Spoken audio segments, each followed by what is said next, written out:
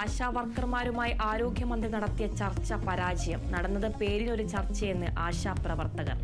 Honorarium വർധന അടക്കമുള്ള ആവശ്യങ്ങൾ ഒന്നും ചർച്ചയായില്ല. നാളെ രാവിലെ 11 മുതൽ നിരാഹാര സമരവുമായി ആശാ വർക്കർമാർ. കേന്ദ്ര ആരോഗ്യമന്ത്രിയുമായി ചർച്ച നടത്താൻ വീണ ജോർജ് ഡൽഹിയിലേക്ക്. കേന്ദ്രം നൽകാനുള്ള തുക അനുവദിക്കണമെന്നും ആവശ്യപ്പെട്ടു.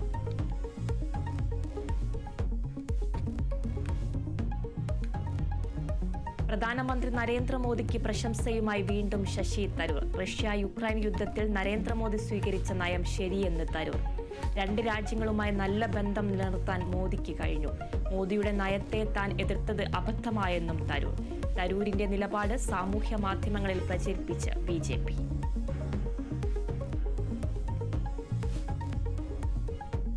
വയനാട് പുനരധിവാസത്തിനെടുക്കുന്ന ഭൂമിക്ക് നഷ്ടപരിഹാരം നൽകാൻ തീരുമാനം.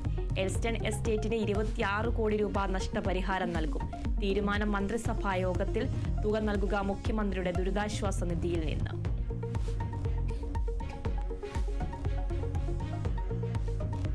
സിനിമയുടെ നഷ്ടക്കണക്ക് പുറത്തുവിട്ട നിർമ്മാതാക്കളുടെ സംഘടന ഫെബ്രുവരിയിൽ റിലീസ് ചെയ്ത 16 സിനിമകളുടെ ബജറ്റും കളക്ഷൻ റിപ്പോർട്ടും പുറത്തുവിട്ടു.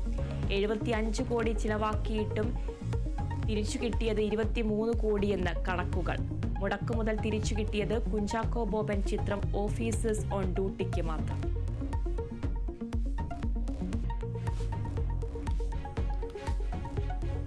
ഒൻപത് മാസത്തിനു ശേഷം സുനിത വില്യംസും സംഘവും ഭൂമിയിൽ. പുലർച്ചെ 3:27 ഡ്രാഗൺ പേടകം മെക്സിക്കൻ കടലിൽ സുരക്ഷിതമായി ലാൻഡ് ചെയ്തു. നിശ്ചയദാർഢ്യം സുനിതയും കൂട്ടരും കാണിച്ചു തന്നുവെന്ന് നരേന്ദ്രമോദി. അഭിനന്ദനവുമായി പാർലമെന്റും കേരള നിയമസഭയും. 4 പേരും സുരക്ഷിതരാണെന്നും ആരോഗ്യ പ്രശ്നങ്ങളില്ലെന്നും നാസ.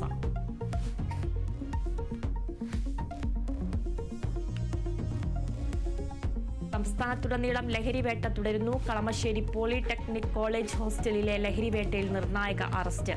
ക്യാമ്പസിലേക്ക് കഞ്ചാവ് എത്തിച്ച 2 ഇതര സംസ്ഥാനക്കാർ പിടിയിൽ.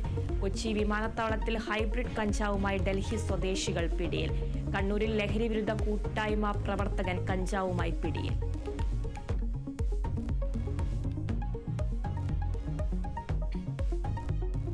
കൊല്ലം താന്നിയിൽ 2.5 വയസ്സുള്ള കുഞ്ഞിനെ കൊലപ്പെടുത്തി അച്ഛനും അമ്മയും ജീവനൊടുക്കി. മരിച്ചത് അജീഷ്, ഭാര്യ സലു, മകൻ ആദി എന്നിവർ. ജീവനൊടുക്കിയത് അജീഷിന് ക്യാൻസർ സ്ഥിരീകരിച്ചതിലെ മനോവിഷമം മൂലമെന്ന് നിഗമനം. താമരശ്ശേരി ഈങ്ങാപ്പുഴയിൽ ലഹരിക്കടിമയായ യുവാവ് ഭാര്യയെ കുത്തിക്കൊലപ്പെടുത്തിയ സംഭവം ആസൂത്രിതമെന്ന് പോലീസ്.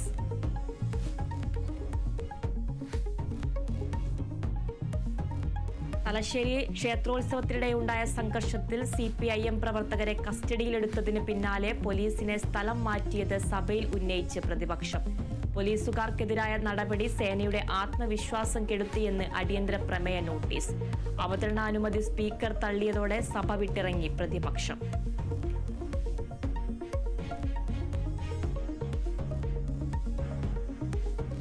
ഗാസയിലെ വ്യോമാക്രമണം തുടക്കം മാത്രമെന്ന് ഇസ്രായേൽ പ്രധാനമന്ത്രി ബെഞ്ചമിൻ നെതന്യാഹു. സർവശക്തിയോടെ യുദ്ധം തുടരുമെന്ന് പ്രഖ്യാപനം. ആക്രമണം ഹമാസിന്റെ പിടിയിലുള്ള ബന്ദികളുടെ ജീവൻ അപകടത്തിലാക്കുമെന്ന് ആശങ്ക.